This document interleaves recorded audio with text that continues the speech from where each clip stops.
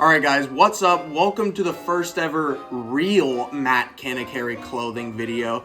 No more of that fucking teasing and edging shit from before. We're gonna get into the real juicy stuff now, such as recent pickups. Now, I'll be the first to admit that some of these pickups aren't necessarily recent, and some of these pickups I wouldn't necessarily pick up with a 10-foot pole. But I think we should start off in the shoes section, seeming as that's like the most important part of the outfit to most people. Me personally, I think it's pants and underwear, but you know, I guess that's kind of dependent on how your pants sit on your shoes, so we'll give it to the shoes supremacists this time. First off, we have these lovely pair of clown shoes here. Just kidding. They're the Stelvio Derby by Ori or Ore NYC. Pretty sure it's Ore, but Ori kind of sounds like a cool Australian thing, so I like saying that in my head. These are like a really good all-around shoe. They fit like with any pair of pants that I would want to wear, so works for me pretty perfectly. They're made out of horse leather, so they're like a really nice quality, like never fall apart kind of shoe. Really good everyday shoe that I wear once every 2 weeks.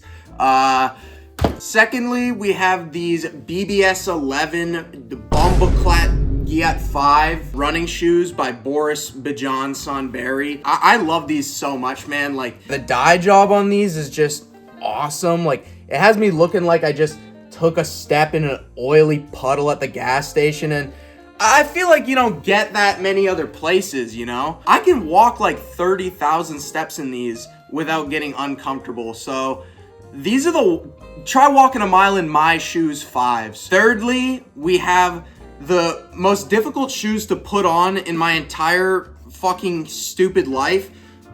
These are the Guidi 795V in horse leather, and you can see that I've really had a lot of fun taking these on and off, as I stated at the start. After a few miles of doing this, they do start to feel a little bit bizarre for me, but I don't really think that these were designed with freaks in mind, so it's not their fault. I have another pair by Anda Mulemeister and Duke Shorts Incorporated. They come with a zipper on the side, and let me tell you what, that comes a long way, but these are still my favorites, so that just tells you how little comfortability matters. All right, moving on. Let's move up in the world, all right? Let's go to the pants section. Now, I think it's smartest if I just bunch everything from Unsound rags into one section, because these guys just have me by the balls, dude. Like, my pickiness when it comes to buying a pair of jeans that cost $500, they've solved it, I'll tell you that much. I have both pairs of the Q-cut denim that they released, the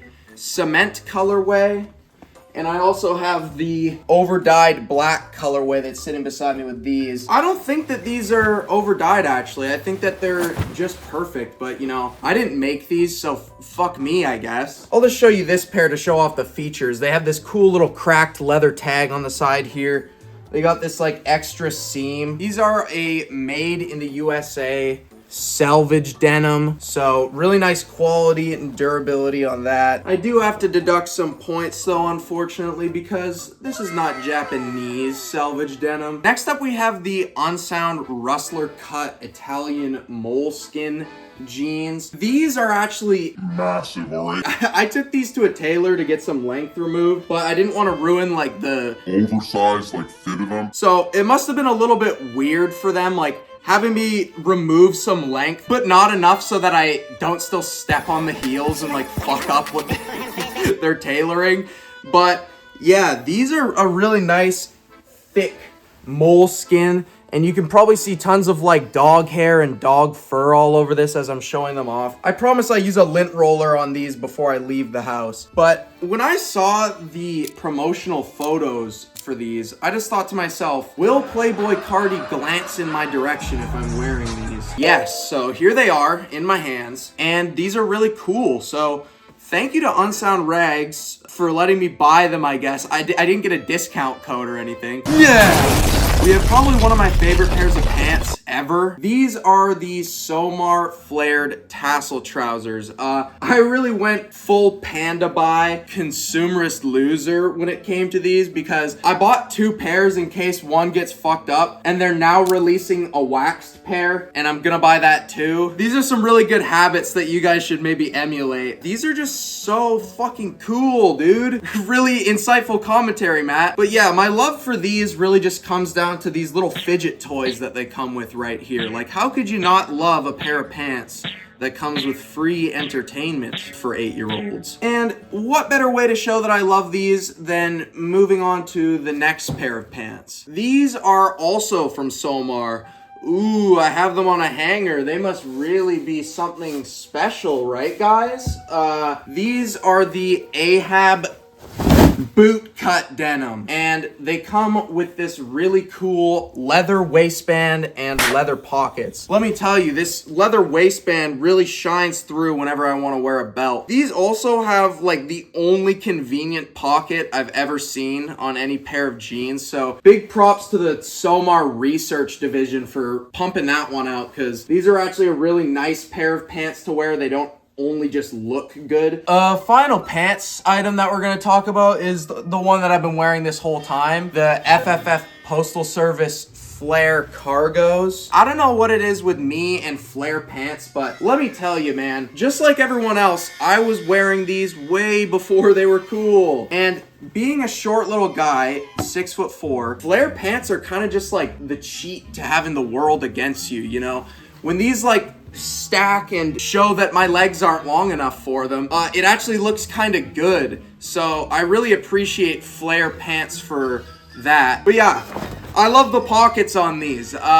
This is definitely the key feature, and I do adore the fact that they have like these Western-esque sort of like belt loops on them here.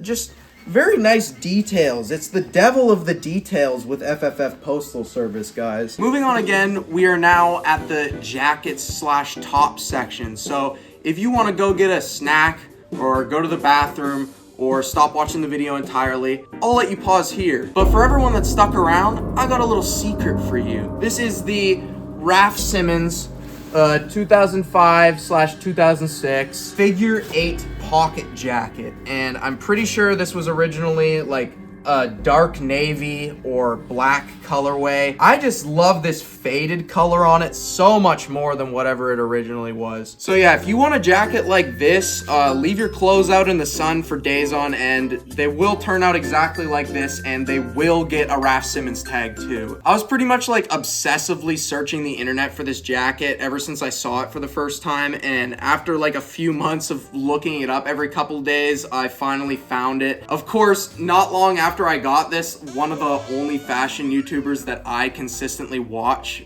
also got this jacket. So it kind of just looks like I'm biting hella hard, but as a wise man once said, who cares about all that stuff? All right, we got to run it back for Unsound Rags one more time because these guys convinced me to give them even more of my money. This is the Unsound Tovi trucker jacket in black Italian denim.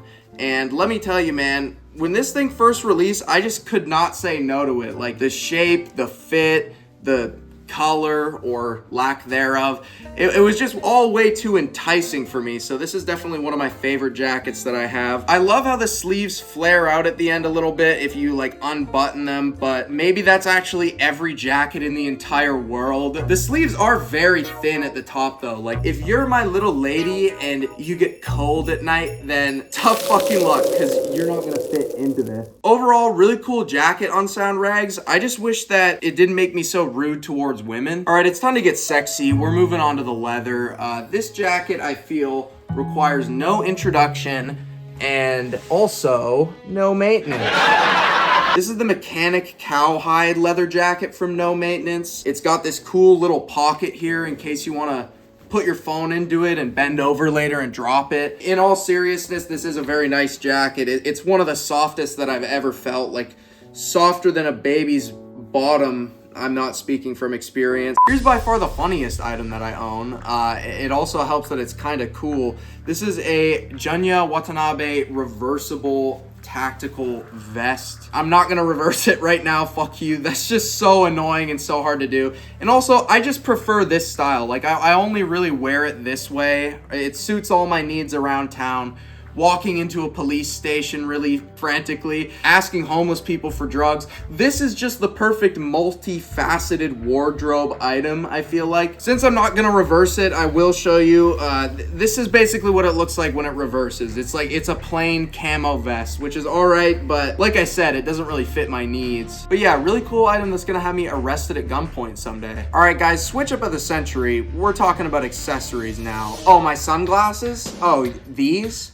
Oh, these are the Unsound Rags Cito mask, and they are freaking cool. These are my one pair of sunglasses. I'm normally pretty picky when it comes to sunglasses, but just being an NPC and buying everything that Unsound Rags releases really just like helps with my decision-making process. The worst part is I'm only half joking, but I really do like how these look. They look good on most people. Like, my friend's parents like just asked me to try them on the other day, and they actually look kind of like swag, and they're like 45. But that being said, I can see a reason for that. All right, here's the item that ruined my life. This is the Gunda Horatio necklace of 1,000 bad omens.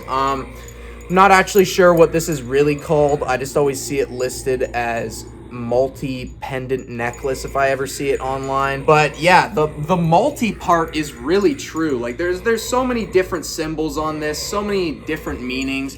I feel like you're bound to piss someone off when you wear this, and that's just what I love about it. You know, this is a bit of an out there piece, but I'm gonna wear it with jeans and a t-shirt, and nobody's gonna do anything about it. Sticking to jewelry, we have the mini version of the Bad Omen necklace, or my little fucking cat collar that jingles when I walk, I guess you could call it. This is really epic, and it has a little shark tooth on it, so it sort of makes me seem like a guy who really cares about nature for all the ladies out there. Final jewelry item, this is a 14th addiction bracelet. It's actually made out of real snake spine. So this is kind of like something that you would expect, like that weird neighbor who would like stomp on bunnies to wear or something like that. I feel like for white accessories, bone is actually so cool, and it does match with that like shark tooth on the other bracelet if I wear them at the same time. So this is a really cool item, despite Fregley from Diary of a Wimpy Kid wearing this thing. Last section of clothing, tees and shirts. I got this diamond snap Western button-up shirt.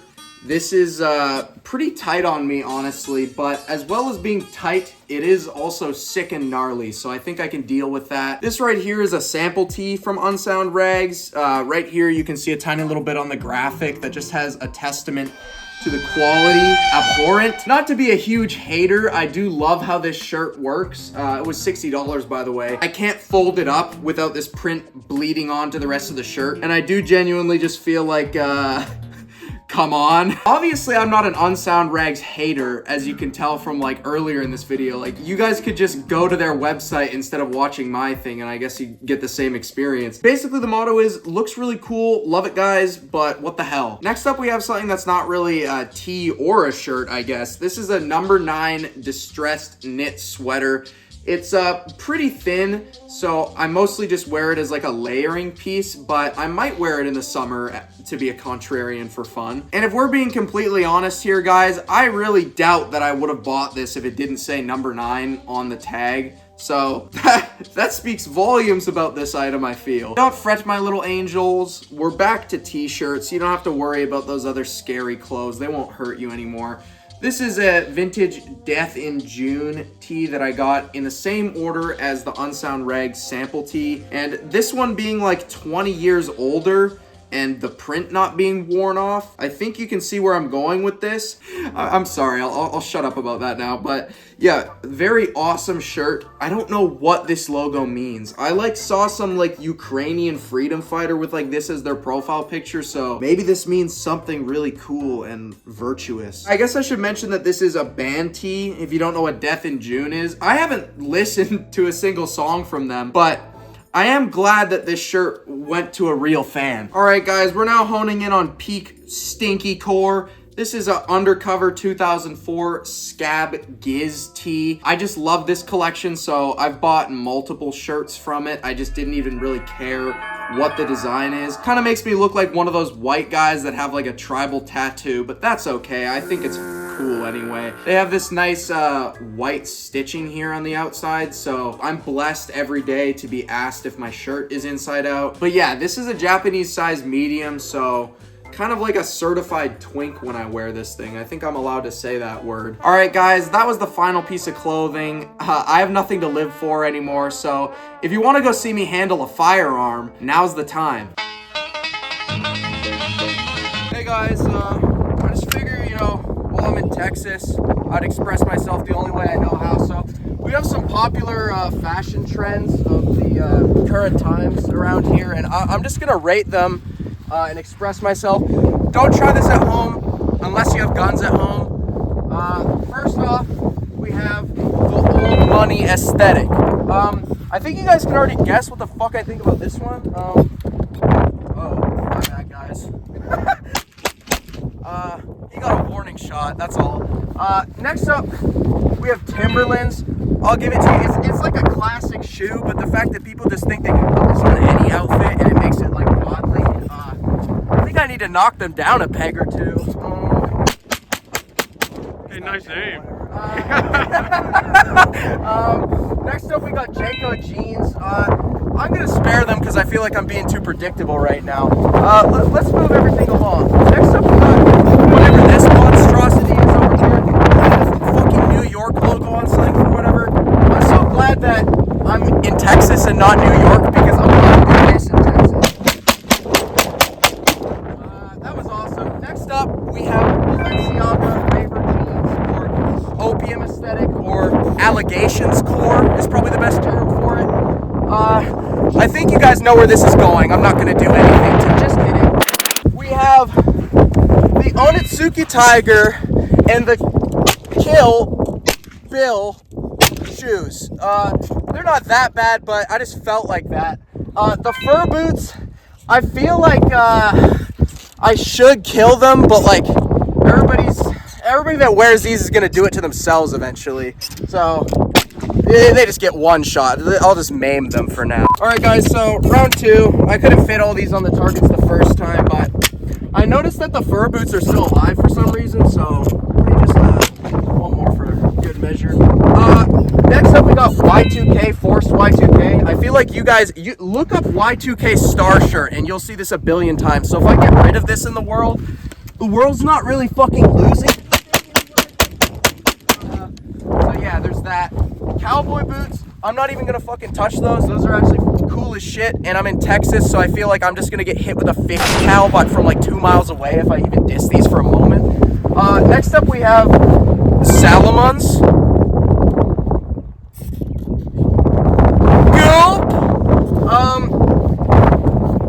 So instead, I'm just gonna shoot the Jankos in the foot.